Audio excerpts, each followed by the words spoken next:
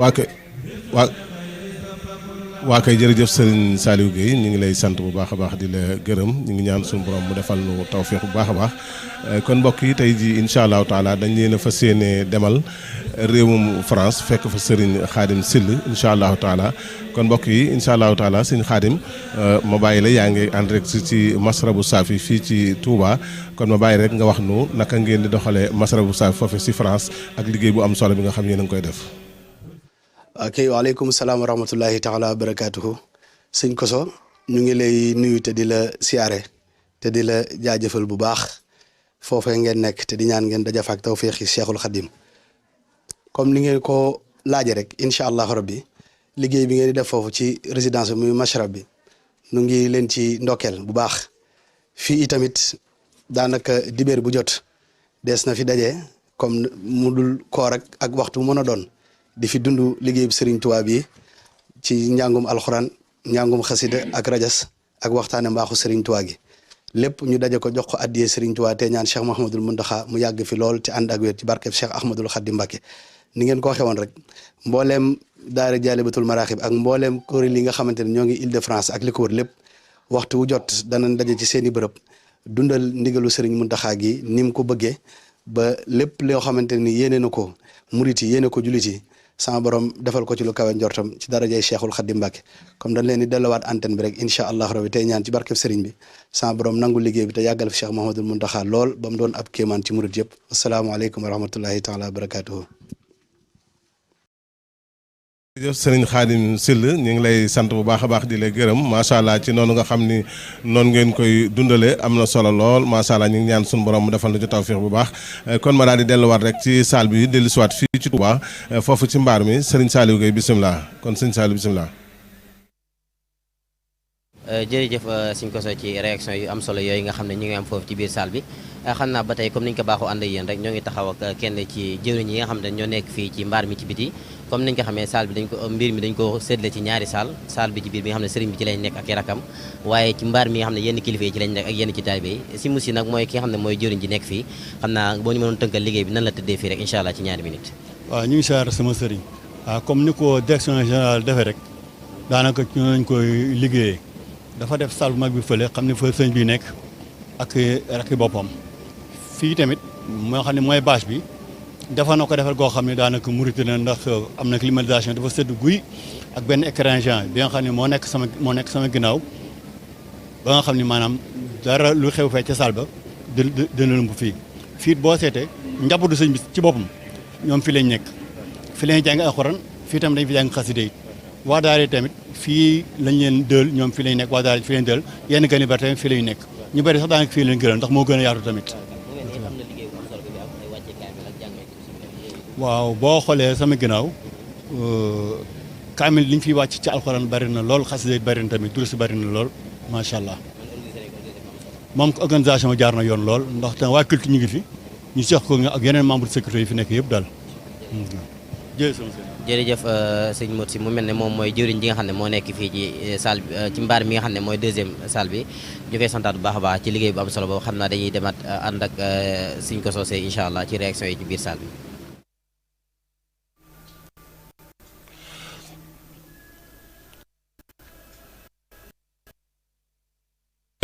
Serigne Saliou Guèye ma na solo fii ci salle bi nga xam ne ci la njàng mu am solo mi di amee ñu ngi ak Serigne Mor Talla Ndiaye dëkk fële ci Janatu Mahwa mu bokk ñi nga xam ni waxtu wu ne dañuy teewee liggéey bu am solo bi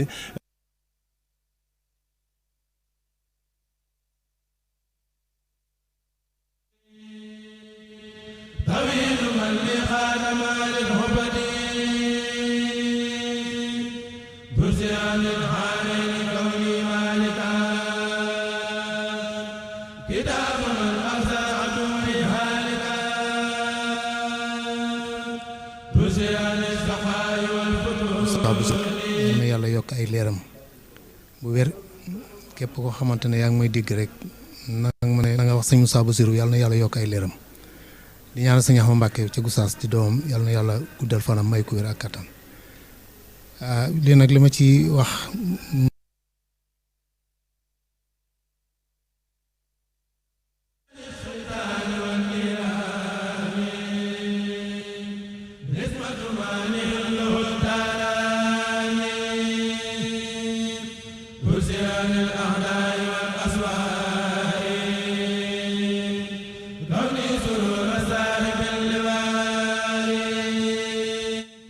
daal guddal fanam te may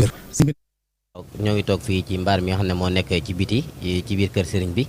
waaye ànd ak sëñ Cheikh moom Cheikh Mouhamadou Mountakha Mbacké sëñ Moustapha moom Cheikh Mouhamadou Mountakha Mbacké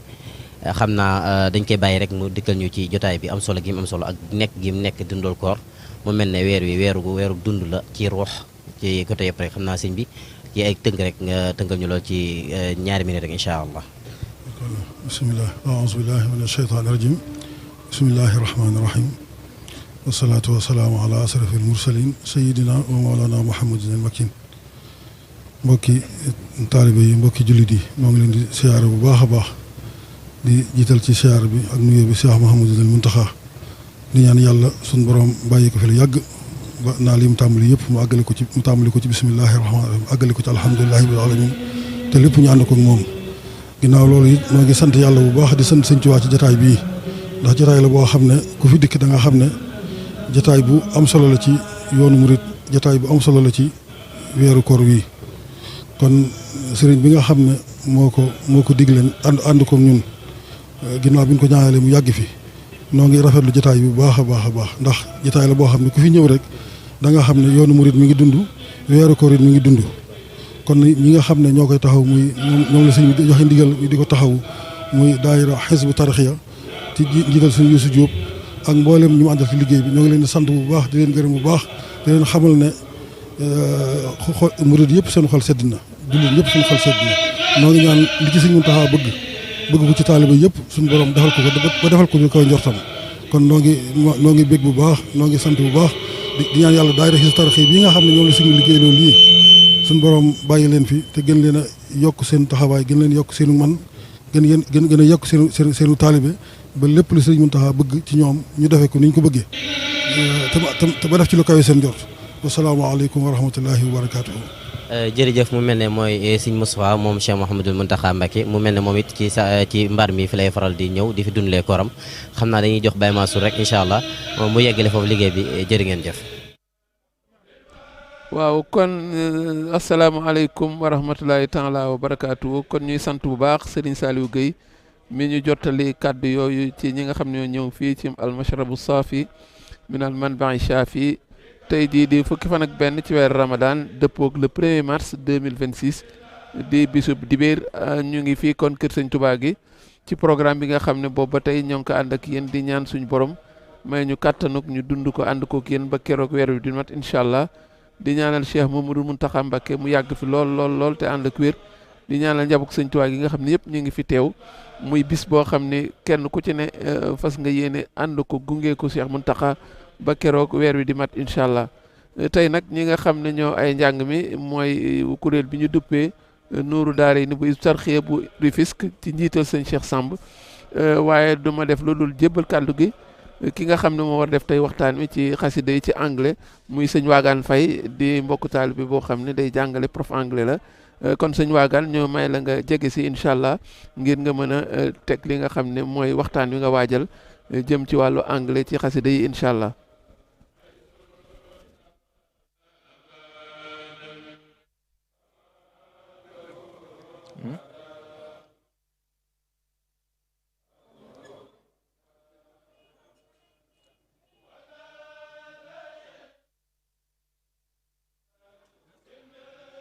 Assalamu alaikum wa rahmatullahi ta'ala wa barakatuhu.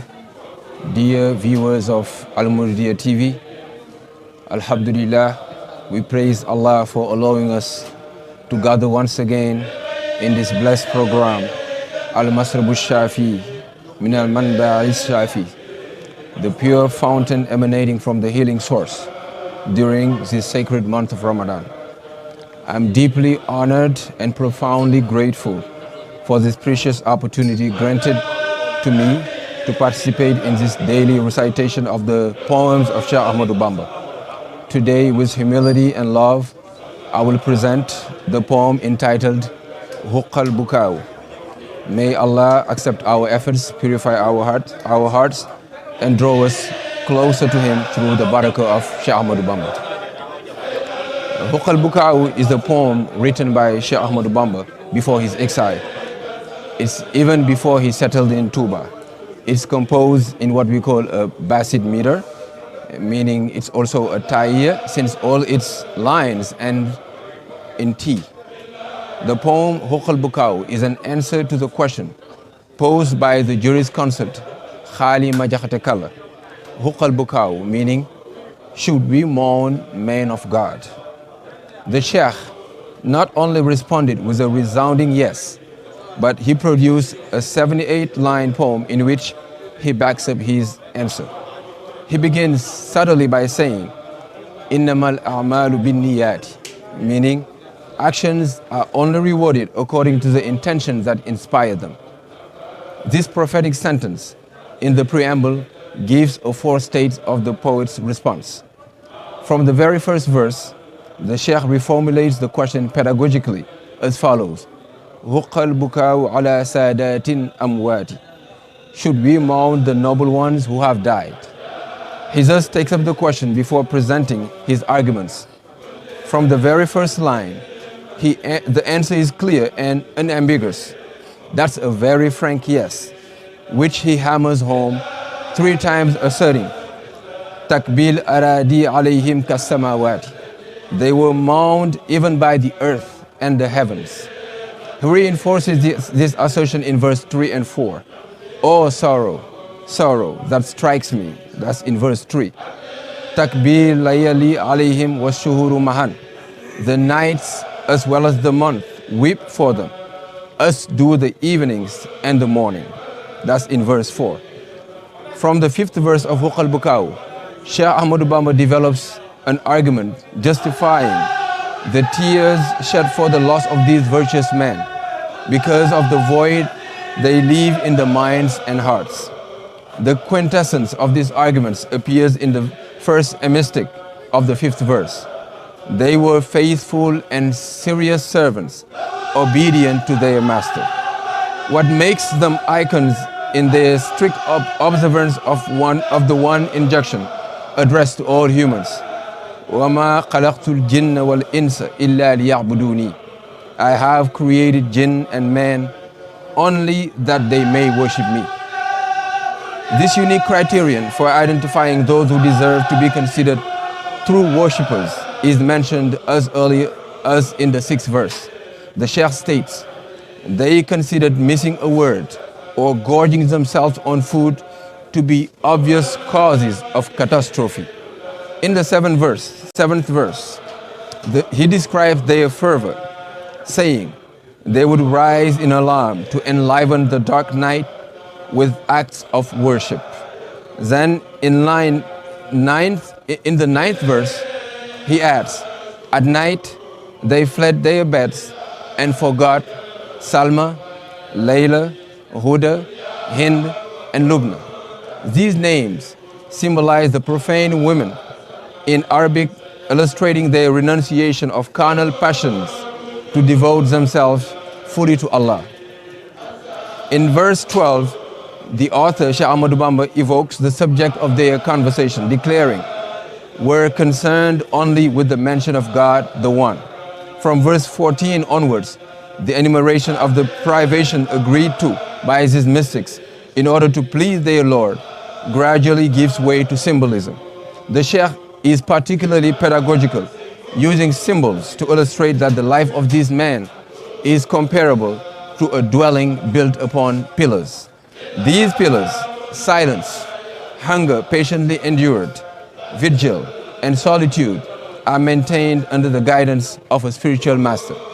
From verse 21 and onwards, the poet invokes the symbolism of the journey, regarding the ascent of these men of God as an initiatory journey, a veritable spiritual peregrination. It begins with a preliminary resolution, followed by the appearance of a guide, the spiritual master, whose pious fervor serves as the individual's viaticum. The purifying weapon is ablution, which eliminates impurity. The lantern is the repetition of God's name, which eliminates the soul. The mount is the concern for goodwill. The stick to lean on is the awareness of one's own powerlessness. The belt to gird the loins and move forward refers to the determination. The road traveled is the Sharia. Finally, fellow travelers are brothers united by a common purpose. When one embarks on this journey, braves difficulties and triumphs with valor, resplendent appellations are bestowed. Thus, in verse 28, the Sheikh refers to them as noble, spiritual director, scholar, probe, knower, wise, generous, devotee, sage, he who cures the soul of all vices, he who popularizes knowledge. Verse 38 is particularly striking as the Sheikh states, they see clearly what is hidden by the eye of the heart, just as they scrutinize and discern what is concealed in the darkness. Let's just hurry up a little bit. In verse 37 of Huq al-Bukau, when the Sheikh says, they are exceptional beings, each of them possess a sun-like light by which he illuminates anyone who seeks enlightenment. This is yet another mark of recognition due to them. Verse 39 reinforces the point when the poet says, each of them is capable of removing tarnish and sin from the aspirant's heart. The author adds an important fact, Nalu bil Qawfir Rasul, following the example of the Prophet Muhammad. This new insight concerns the very origin of the characteristics. By this means, they obtain glorious honors, and that neither the pen by writing nor the tongue by the verb could express. After the formulation of the development, we come to the concluding sentence, verse 60, where the author declares, I groan at the pain caused of the loss of these noble whose path is that of the chosen one. This is how he reiterates his answer.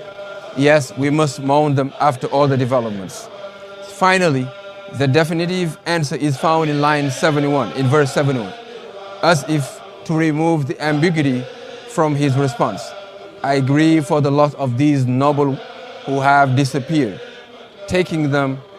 with the marvelous viaticum. So the final word is reserved for the Prophet Muhammad, peace be upon him, this prayer considering the very essence of the being. Alhamdulillah, we have concluded the recitation of the poem Huq al-Bukau by Sheikh Ahmadou Bamba.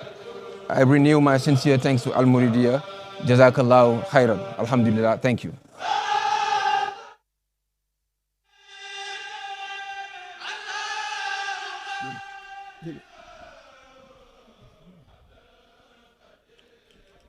waaw kon ñuy sant bu baax sëñ Wagan Faye ci présentation boobu ci xasida yi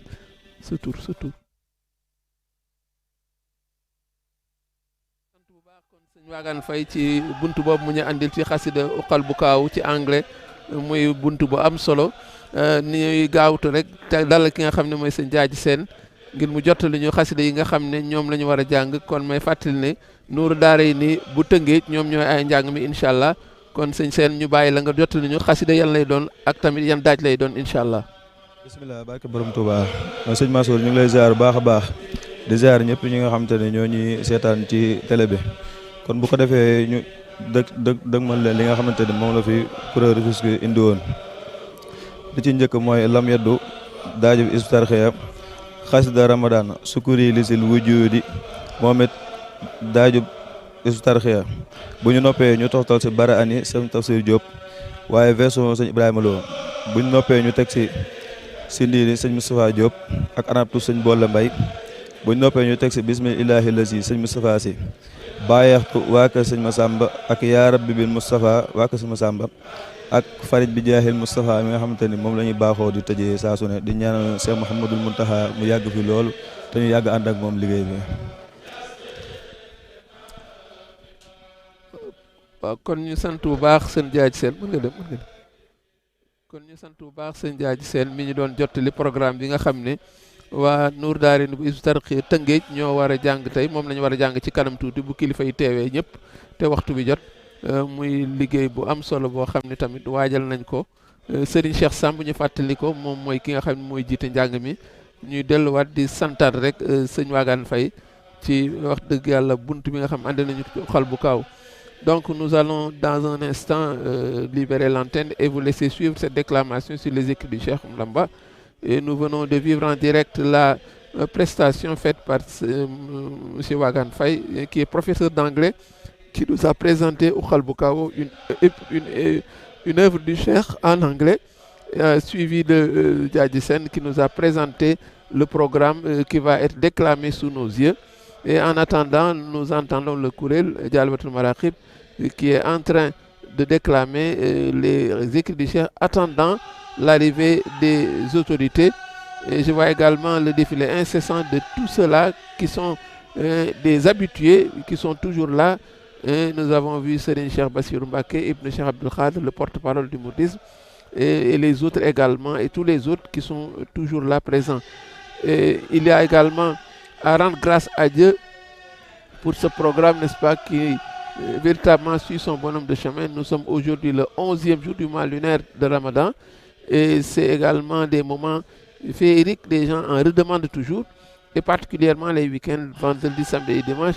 Évidemment, tout le monde est très tôt là pour que l'on puisse suivre. La salle, évidemment, refuse du monde chaque jour, ça c'est une constante, mais il n'empêche que les uns et les autres sont toujours prêts, chacun espérant trouver la bonne place pour pouvoir suivre ces déclamations suaves qui ont été confiées par le Khalif à Hizb ut-Tarqiyyah. Et les Kourel, n'est-ce pas, rivalisent à qui mieux. Et il y a également de la place pour la qualité. Il y a de la place également pour ce rassemblement, cette revue de troupes, ces retrouvailles dans la spiritualité, dans la crainte révérentielle, mais également dans la béatitude la plus profonde, parce que les Khassaïd, évidemment, c'est un véritable nectar qui nous est livré chaque jour par les Kourel qui rivalisent d'adresse. Il y a également, il ne faut jamais l'oublier, il faut vraiment tirer le chapeau à ceux-là qui sont chargés de la sécurité, ceux qui sont chargés de la restauration après la rupture du jeûne, ceux-là qui s'affairent sur la sonorisation, la déclamation, la diffusion. Et c'est tout un monde, n'est-ce pas, qui est là, qui se donne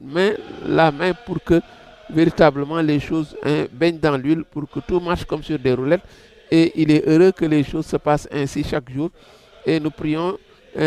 pour que notre Seigneur nous permette de vivre encore ces moments féeriques, ces moments d'extase, ces moments où véritablement on se délecte de ces mélodies suaves qui ont été bien concoctées, bien préparées, bien répétées par les Kourel de Hizb ut-Tarqiyyah. Mais il est heureux que les choses se passent ainsi. Nous sommes là encore dans l'attente pour voir les dernières autorités arriver, entrer dans la salle. Nous rappelons que c'est Serigne Murtada Ibn Serigne Fallou qui est le représentant attitré du Khalif en cette circonstance. Et dès son arrivée, Inch'Allah, ce sera la déclamation des Khassaïd. Nous rappelons également que pour ce qui est des lieux où on peut suivre cela, il y a un autre abri qui a été préparé, mais qui est prise d'assaut très tôt. Une pièce, évidemment, qui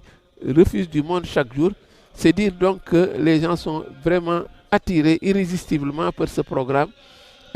qui dure depuis bientôt 5 bonnes années. Et nous voyons sur l'image également les autorités qui s'amènent toujours sous nos yeux et qui sont là, évidemment, pour ne jamais rater ce rendez-vous-là. Et il est heureux que les choses se passent ainsi. Je vois Serigne Youssou donc sur l'écran, ça veut dire que dans quelques instants, la déclamation va démarrer, puisqu'il était allé à l'accueil de Serigne Murtada Ibn Cheikh Serigne Mohamed Fadal, qui digeste et le représentant attitré du Khalif, le Youssou, avec le staff des Hizb ut-Tarqiyyah. Donc ce sont les derniers instants qu'on va vivre avec, n'est-ce pas, avec vous sur l'écran. Et nous voyons également, comme toujours, le Kourel prêt à accompagner, n'est-ce pas, le représentant du Khalif jusque dans la salle. Et nous vous laissons suivre ces dernières minutes, puisque dans quelques minutes, évidemment, la déclamation va démarrer et nous reviendrons pour vous présenter un extrait sur Muqaddimatul Amda, nous le disons par anticipation. Wassalamu alaikum wa rahmatullahi ta'ala wa barakatuh.